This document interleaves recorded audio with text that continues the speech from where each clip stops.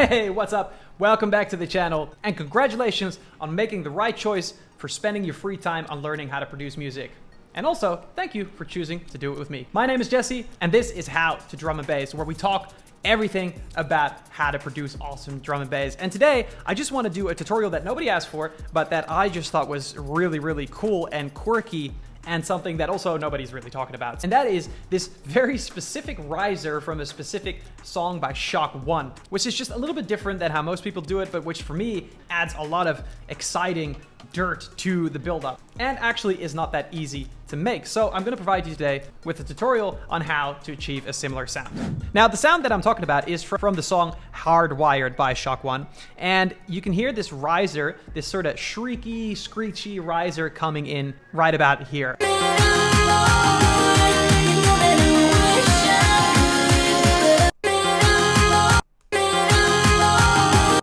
I don't know, it's really cool to me because it adds a nice sort of dirt to this vocal stuff without making it too dirty, because it's in such a high frequency spectrum. And so we're gonna recreate that today and see how you can make something like that for yourself. And our recreation will sound like this.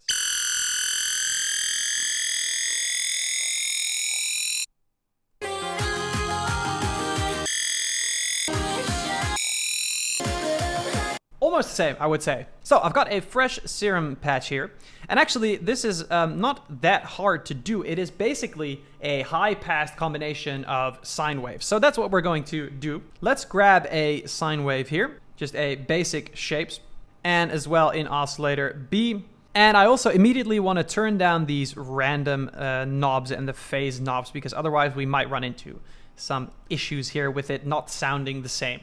And what we're going to do is we're going to keep one at 0 octaves and one at +4. And we're going to do some FM. We're going to let everything FM each other, because that's how we're going to get that sort of raspy, sort of dirty type sound. So right now we have this. Not that exciting, but we do have the tonalities that we need now because we have this +4 octave here. And so we're going to do FM from B on this one, because we want this lower octave sine wave to, have some distortion happening. We can already hear we're getting those high frequencies here that we kind of want. Now let's start adding some distortion to it, because that's what's really going to do the trick, but we need a special type of distortion. I want this sine shaper.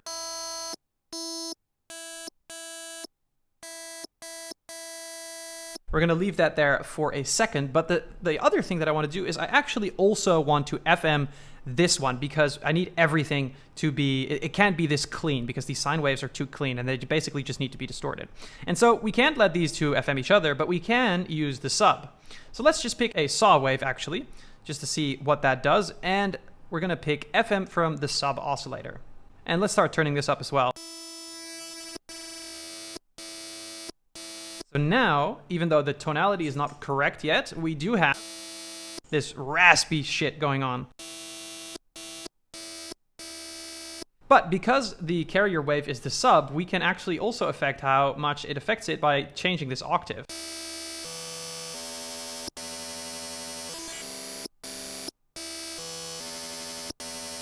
And we don't really want the saw sound itself, right? We just want it to affect that. So let's take the level down.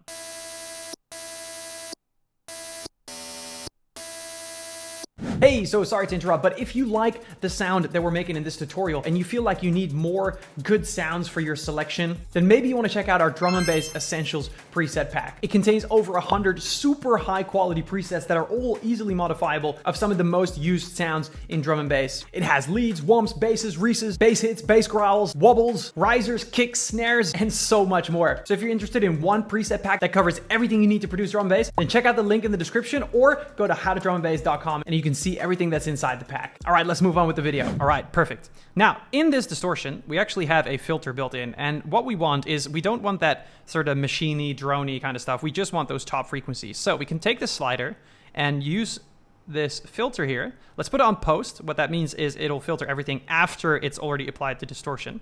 And let's move this around. Probably to something like this, but we're gonna change this later. And then we also want to use this filter to really scoop out all the frequencies that we only want, because we really only want that high screechy stuff. Let's take a bandpass filter. I think we can get away with the bandpass 12.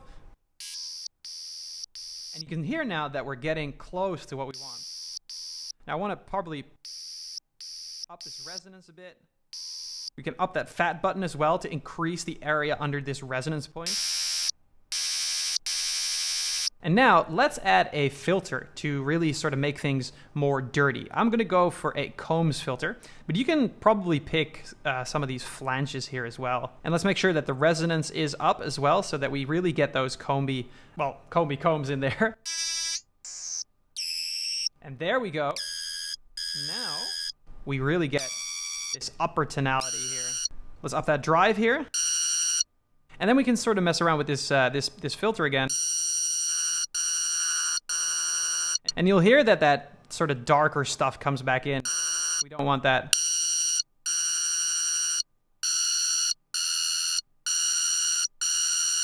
We can change this filter as well to sort of affect the timbre a bit. And we can then use a compressor to just get a little bit more out of the sound.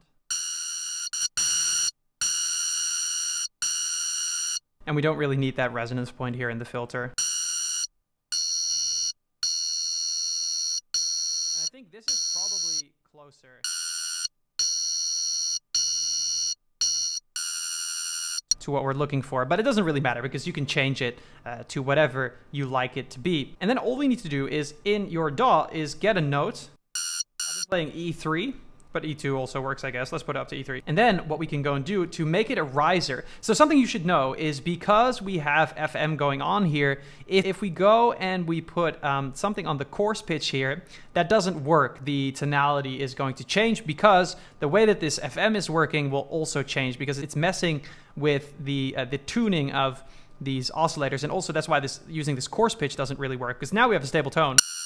We want it to go up in pitch. So we can actually just circumvent that. We can have this whole sound come out of here and just let that do its thing and affect it after in the chain with, well, Ableton has a shifter, but you can use any frequency shifter that you have. And we can use this fine here to draw a line. So what we're hearing here is that the tone sustains a little bit first and then goes up. So we can emulate that, right? And we can put it here and we can just let that go up. Now this is in pitch mode, by the way, but you could also use frequency mode. That might actually work a little bit better. Let's see how that goes. Let's automate the fine of the frequency mode.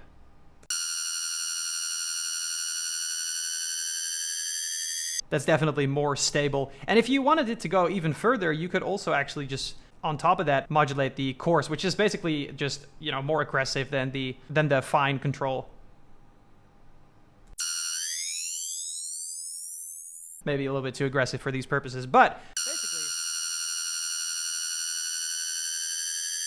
there you have it, how to make a riser like this. Pretty cool, nifty little trick. Doesn't sound that amazing by itself, but definitely sounds super awesome within the context of something like this song. So yeah, that was the video for today. I hope you enjoyed it. I hope you learned something. Don't forget to comment to get a chance at winning my free 200-pound deluxe version of Drum Bass Sound Design Mastery. And make sure to check back soon for another video because I'm basically producing content daily now. All right, I'll see you in the next one.